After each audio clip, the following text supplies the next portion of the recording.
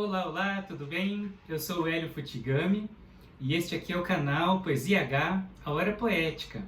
Estamos aqui para mais um episódio das nossas conversas sobre o livro do Desassossego de Fernando Pessoa. Como a gente já tem comentado, neste livro ele coloca aqui reflexões, sempre numa dualidade, apresentando uma ponderação entre extremos, por exemplo, entre sonho e realidade, consciência e inconsciência, pensamentos e sentimentos, né? Parece que ele fica pulando de um extremo ao outro em busca de um equilíbrio aí no meio, né? É como a gente faz também, né? Cada um de nós também faz isso na sua própria vida. Então vamos ver o que é que ele diz neste trecho que eu escolhi para hoje, tá? Neste trecho, então, ele diz assim: escrever é esquecer. A literatura é a maneira mais agradável de ignorar a vida. A música embala, as artes visuais animam. As artes vivas, como a dança e o representar, entretêm. A primeira, porém, afasta-se da vida por fazer dela um sono.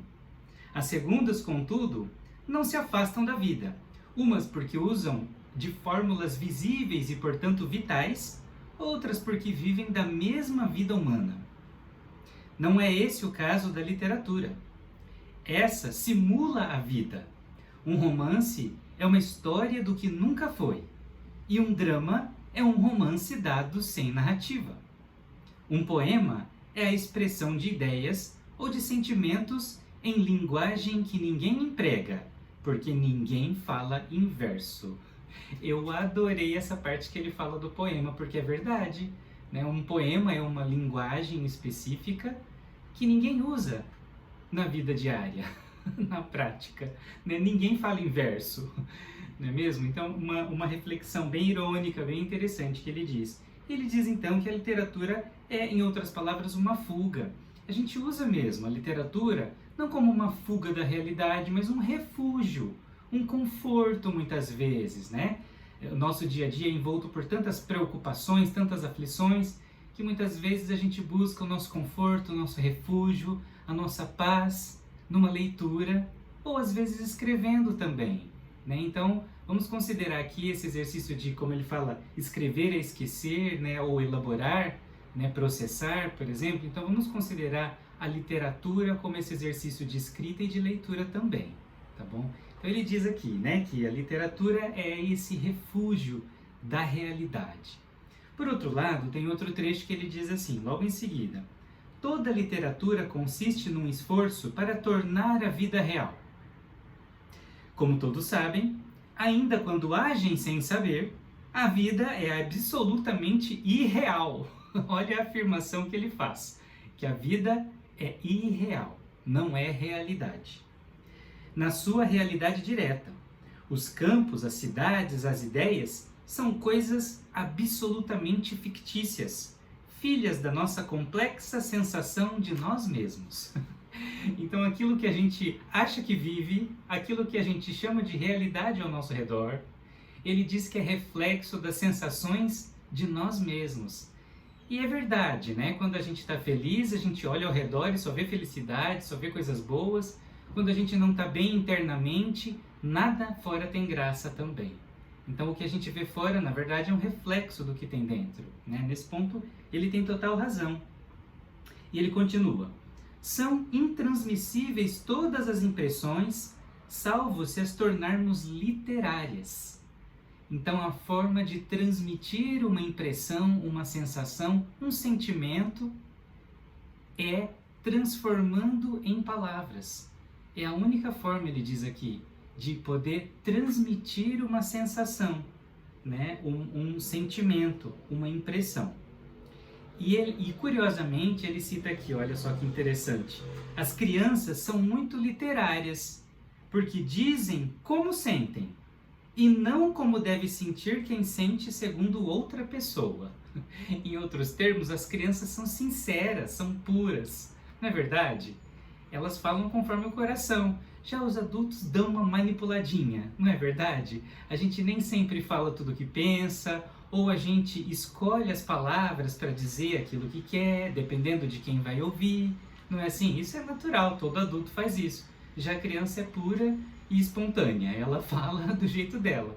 Por isso, Fernando Pessoa diz que as crianças são literárias, nesse sentido, de dizer, né, no sentido literal mesmo, das palavras que elas estão empregando.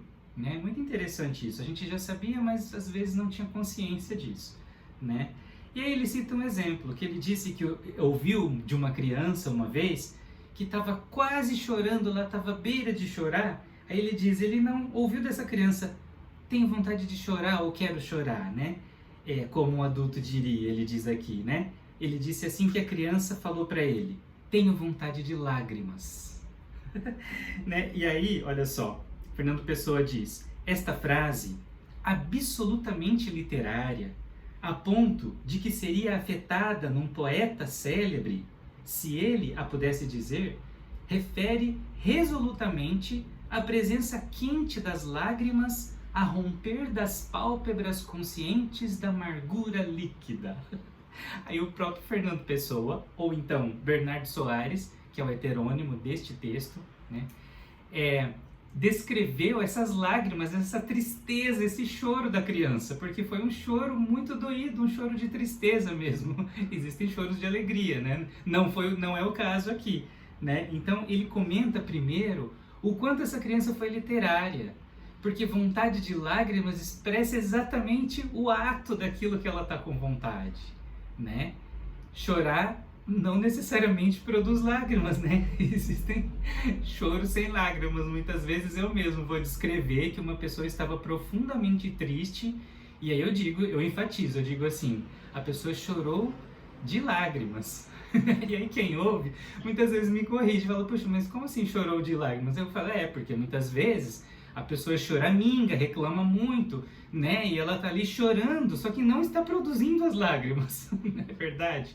Isso acontece muito. Então, produzir lágrimas é um passo além, né? Na tristeza, é chorar de lágrimas para mim, tá certo? Então, eu achei muito curioso, muito interessante esse comentário dele, do quanto as crianças são literárias. E também me chamou a atenção depois, quando o próprio Fernando Pessoa descreveu a tristeza das lágrimas, quando ele diz, que se refere resolutamente a presença quente das lágrimas a romper das pálpebras conscientes da amargura líquida. Olha como ele impregna o texto com palavras muito doloridas para descrever esse choro puro, o choro sincero da criança, né? E aí ele próprio termina este trecho dizendo assim, tenho vontade de lágrimas. Acho que depois de tudo isso, dessa reflexão e desse comentário e dessa descrição dele própria, né, sobre as lágrimas, ele também ficou com vontade de chorar, e é exatamente nesse choro literário que ele comentou. Então ele finaliza sem dizer que ficou com vontade de chorar ou que ficou triste, ele finaliza dizendo, tenho vontade de lágrimas. E finaliza assim, certo? Então, qual é a conclusão, né? Ele começa dizendo que a literatura, o ato de ler ou escrever, é um refúgio da realidade, não é a realidade. Mas ao mesmo tempo, então, naquela dualidade dele, do ir e vir, ele sempre coloca um caminho e mostra o retorno, né? Ele indica a direção e mostra o que é que aquilo tem a ver com o ponto de origem, né? De forma muito inteligente, muito curiosa, né? E aí ele diz, então, que ao mesmo tempo que a literatura é um refúgio da realidade, né?